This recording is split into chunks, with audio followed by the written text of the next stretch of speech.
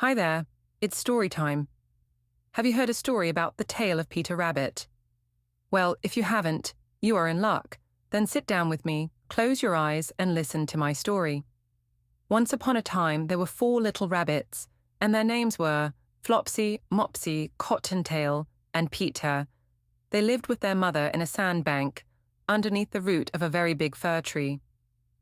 "Now, my dears," said old Mrs. Rabbit one morning, "you may go into the fields or down the lane, but don't go into Mr. McGregor's garden. Your father had an accident there. He was put in a pie by Mrs. McGregor. Now run along, and don't get into mischief. I am going out." Then old Mrs. Rabbit took a basket and her umbrella to the baker's. She bought a loaf of brown bread and 5 currant buns. Flopsy, Mopsy, and Cottontail, who were good little bunnies, went down the lane to gather blackberries. But Peter, who was very naughty, ran straight away to Mr. McGregor's garden and squeezed under the gate. First he ate some lettuces and some French beans, and then he ate some radishes, and then, feeling rather sick, he went to look for some parsley. But round the end of a cucumber frame, whom should he meet but Mr. McGregor? Mr. McGregor was on his hands and knees planting out young cabbages, but he jumped up and ran after Peter, waving a rake and calling out, "Stop, thief!" Peter was most dreadfully frightened. He rushed all over the garden, for he had forgotten the way back to the gate.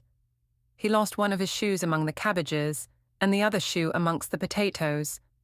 After losing them, he ran on 4 legs and went faster, so that I think he might have got away altogether, if he had not unfortunately run into a gooseberry net, and got caught by the large buttons on his jacket. It was a blue jacket with brass buttons, quite new. Peter gave himself up for lost, and shed big tears, but his sobs were overheard by some friendly sparrows, who flew to him in great excitement, and implored him to exert himself. Mr. McGregor came up with a sieve, which he intended to pop upon the top of Peter, but Peter wriggled out just in time, leaving his jacket behind him, and rushed into the tool shed and jumped into a can. It would have been a beautiful thing to hide in, if it had not had so much water in it. Mr. McGregor was quite sure that Peter was somewhere in the tool shed, perhaps hidden underneath a flower pot. He began to turn them over carefully, looking under each. Presently Peter sneezed. "Curtiscue!"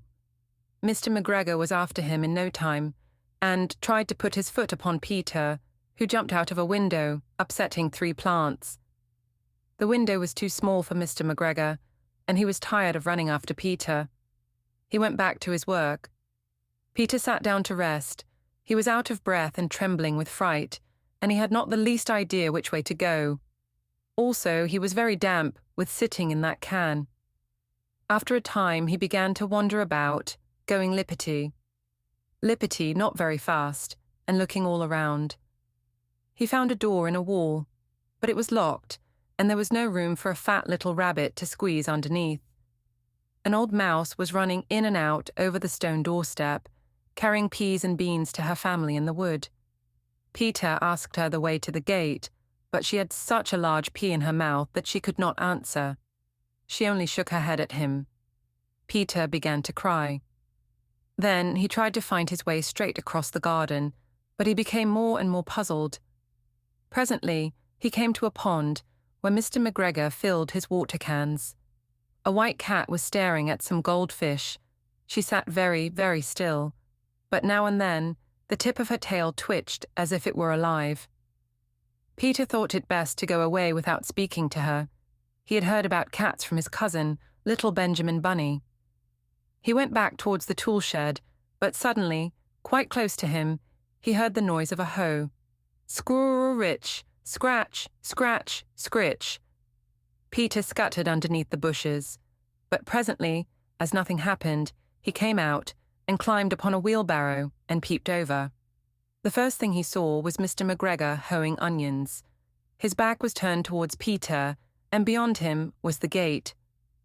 Peter got down very quietly off the wheelbarrow and started running as fast as he could go, along a straight walk behind some blackcurrant bushes. Mr. McGregor caught sight of him at the corner, but Peter did not care. He slipped underneath the gate and was safe at last in the wood outside the garden. Mr. McGregor hung up the little jacket and the shoes for a scarecrow to frighten the blackbirds. Peter never stopped running or looked behind him till he got home to the big fir tree. He was so tired that he flopped down upon the nice soft sand on the floor of the rabbit hole and shut his eyes. His mother was busy cooking. She wondered what he had done with his clothes. It was the second little jacket and pair of shoes that Peter had lost in a fortnight. I am sorry to say that Peter was not very well during the evening. His mother put him to bed and made some chamomile tea, and she gave a dose of it to Peter. 1 tablespoonful to be taken at bedtime. But Flopsy, Mopsy, and Cottontail had bread and milk and blackberries for supper. The end. Thank you for listening from the start till the end. If you enjoyed the story, click the subscribe button and click follow. Until we meet again for another story.